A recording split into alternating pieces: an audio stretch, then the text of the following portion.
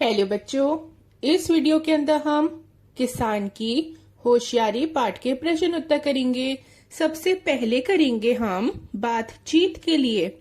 प्रश्न नंबर 1, आपको अपनी कौन कौन सी वस्तुएं प्रिय हैं? तो बच्चों, इस प्रश्न का मतलब है कि आपको अपनी कौन कौन सी चीजें बहुत ज्यादा प्यारी हैं, मतलब बहुत ज्यादा आपको अच्छी लगती हैं। तो आप इसका उत्तर लिख सकते हो। मुझे मेरी लाल खिलौना कार, आइसक्रीम और सफेद लाइट वाले जूते प्रिय हैं। प्रश्न नंबर 2, यदि आप भालू के स्थान पर होते तो किसान से क्या कहते? तो बच्चों, यहाँ पे आपको ये बताना है कि अगर आप भालू की जगह होते तब आप किसान से क्या कहते। तो आप इसका उत्तर लिख दो। यदि मैं भालू के स्थान पर होती तो मैं किसान से कहती कि मुझे पूरी तैयार फसल का आधा हिस्सा चाहिए। प्रश्न नंबर 3 है, आप किसान की चतुराई के बारे में क्या सोचते हैं? आप इसका उत्तर लिखोगे। किसान बहुत चतुर था, उसने चतुराई से अपनी जान और मेहनत से उगाई हुई फसलें बचा ली। तो बच्चों देखिए, किसान क्या था? किसान जो था वो बहुत ज्यादा चतुर था। उसने अपनी चतुराई से अपनी जान भी बचा ली थी और जो उसने मेहनत से फसलें उगाई थी उसने उनको भी बचा लिया था। अब है, सोचिए और लिखिए। प्रश्न नंबर 1, किसान ने भालू से बचने के लिए उससे क्या कहा? आप इसका उत्तर लिखोगे। किसान ने कहा, मुझे क्यों मारते हो? उपज होने दो, जो कहोगे वही खिलाऊंगा। अब हम करेंगे प्रश्न नंबर 2, भालू ने दूसरी बार नीचे की उपज क्यों मांगी? तो बच्चों देखिए, पहली बार भालू ने क्या करा था? पहली बार में भालू ने ये कहा था किसान से कि जमीन के ऊपर जो भी उगेगा वो भालू का होगा और जमीन के नीचे जो उगेगा वो किसान का होगा। तब किसान ने क्या करा था? तब किसान ने आलू बो दिए थे। तो जमीन के नीचे आलू उगते हैं ना, तो किसान को आलू मिल गए थे और भालू को क्या मिला था? भालू को सिर्फ पत्ते मिले थे। तो इस बार मतलब दूसरी बार भालू ने क्या करा? उसने ये कहा कि अब जो होगा दूसरी बार जो किसान उगाएगा तो जमीन के नीचे जो कुछ उगेगा वो सब भालू का होगा और जमीन के ऊपर जो उगेगा वो सब किसका होगा? वो सब किसान का होगा। ठीक है, तो बच्चों आप पहले इसका उत्तर लिख लो। भालू ने दूसरी बार नीचे की उपज इसलिए मांगी थी क्योंकि पहली फसल में उसको खाने के लिए केवल पत्ते ही मिले थे।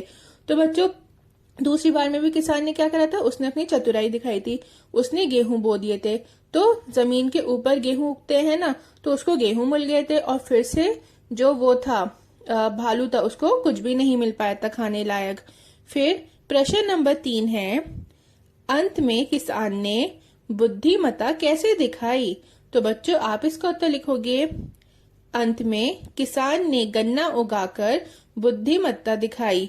तीसरी बार में भालू ने जमीन के नीचे तथा सबसे ऊपर की फसल मांगी थी, इसलिए उपज होने पर भालू को केवल पत्ते और जड़ें मिली। तो बच्चों देखिए, एंड में मतलब तीसरी बार में क्या करा था कि किसान ने अपनी चतुराई, अपनी बुद्धि मता मतलब वो कितना अक्लमंद है सब कैसे दिखाया था, उसने कैसे साबित करा था? तो देखिए, भालू ने क्या कहा था? भालू ने ये कहा था कि अब जो किसान उगाएगा तो जो नीचे का, जमीन के नीचे का जो भी होगा, जो भी फसल होगी वो भालू की होगी और जमीन की जो सबसे ऊपर वाली फसल होगी वो भी भालू की होगी। तो किसान ने क्या करा था? किसान ने गन्ना उगा दिया था। अब जब उसने गन्ना उगाया तो बच्चों गन्ना बीज का पार्ट हो गया है ना, तो इस वजह से भालू को क्या मिला? भालू को उपज होने के बाद केवल पत्ते मिले थे और जड़ें मिली थी। पत्ते कहाँ थे? पत्ते ऊपर थे, है ना, गन्ने के ऊपर थे, और जड़ें कहाँ थी? गन्ने के नीचे थी। फिर प्रश्न नंबर 4 है, आप किसान के स्थान पर होते तो क्या करते? आप इसका उत्तर लिखोगे। यदि मैं किसान के स्थान पर होती तो मैं भी इसी तरह भालू को चकमा देती। अब है बच्चों भाषा की बात। प्रश्न 1, उचित विराम चिन्ह दिए गए खानों में लिखिए।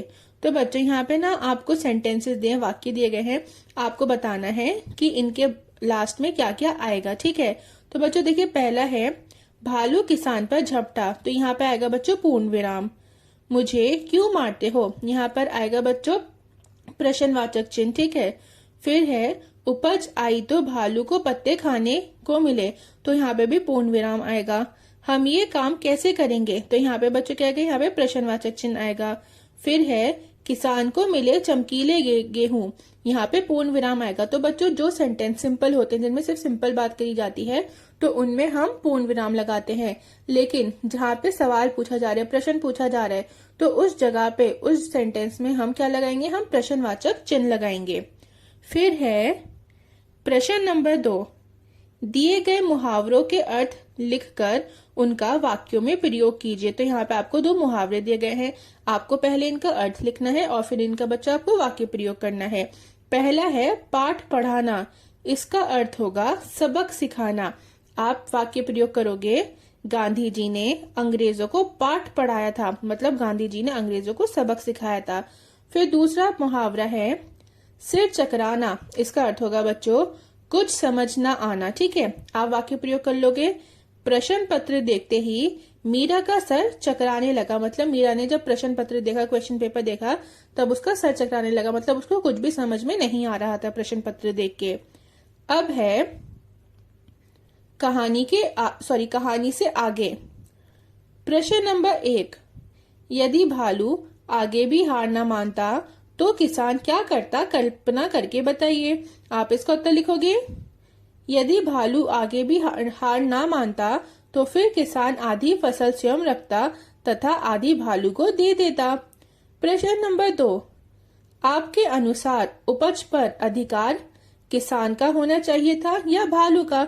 तो बच्चों देखिए किसका होना चाहिए था, किसान का होना चाहिए था। क्यों, क्योंकि किसान जो है उसने मेहनत से अपनी फसल उगाई थी, है ना। अगर भालू ये कहता कि तुम मुझे आधी फसल दे दो, तो एक बार को हो भी सकता है कि किसान उसको आधी फसल दे देता या कुछ और खाने पीने के लिए दे देता। लेकिन भालू का तो बस ये चल रहा था कि किसी भी तरीके से उसको ही पूरी फसल मिल जाए। तो इस कारण से जो किसान था उसका उपज पे ज्यादा अधिकार था, क्योंकि वो मेहनत से उगा रहा था अपनी फसल को। फिर है वर्ग पहेली, चित्रों को पहचानिए और उनके नाम वर्ग पहेली में से ढूंढकर नीचे लिखिए। तो बच्चों यहाँ पे ना आपको एक वर्ग पहेली दी गई है, ठीक है। आपको यहाँ पे ये जो चित्र दिए गए हैं इनके नाम आपको ढूंढने हैं और फिर नीचे जो आपको जगह दी गई है, ब्लैंक्स दी गई हैं, आपको वहां पे लिखने हैं। तो बच्चों देखिए इस वर्ग पहेली में कौन कौन से नाम हैं, कौन कौन से चित्र हैं। देखिए घोड़ा, बंदर, केला, आम, शेर, हिरन, हाथी, मूली, खरगोश, खीरा, मछली और बच्चों लास्ट में क्या है, लास्ट में है गाय। फिर है आनंद के लिए प्रश्न 1, किसको क्या खाना अच्छा लगता है पहचानिए।